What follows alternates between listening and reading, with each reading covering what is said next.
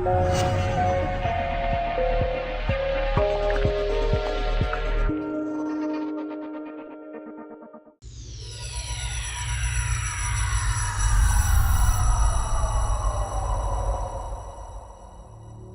2011, we released the film Ancestral Voices, Esoteric African Knowledge as a means to open up debate about African spiritual traditions and why they are wholly labelled negative, even though they share similar philosophies as other faiths that are given due respect.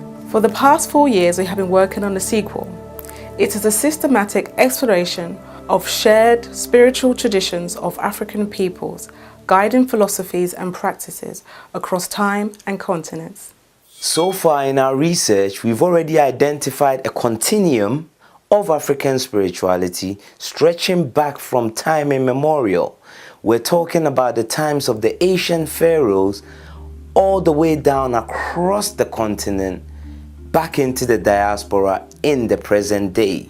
So we're talking about places like South Africa to Haiti to Brazil. Ancestral Voices 2 explores African spirituality as a singular system which only has modified local expressions, but they are all informed by the same principles and philosophies. So whether we've called one Vodun, or we've called one Ifa, or we call one Candomblé, they are all informed by the same ideologies dating back in time.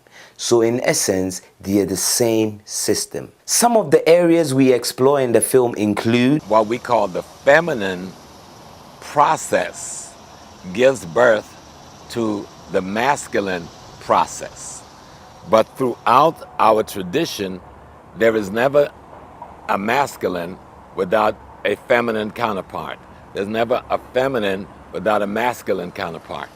And that goes back to the laws of opposites, which rules nature, cause and effect. The Lwa, the Orisha, Inkisi, Vondu, all of the names that we call our spirits by, all of the manifestations of God, teach us to be our own masters. Our own masters. They teach us to be self-sufficient. They teach us to be administrators and governors of our own destinies.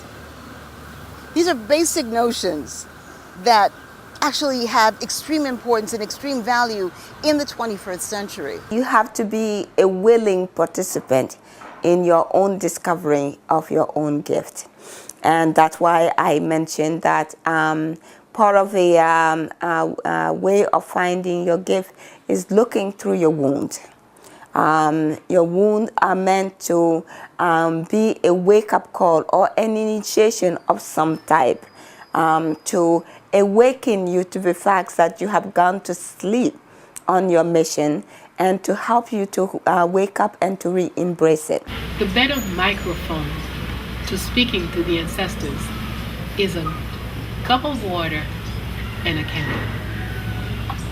You put fire, you put water, you put light, and you put water, and you talk.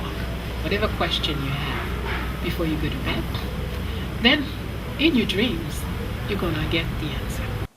So once again, using our own funds as well as donations we received online, we traveled to countries such as South Africa, Haiti, Brazil, the United States of America to find evidence to support our premise.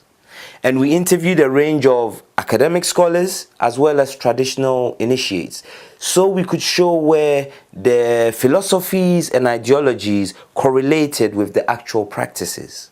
We are now in the post-production phase. But as we fully didn't reach our target, we released a small section of the film titled Rituals for Living, which was released in October as an incentive to raise more funds.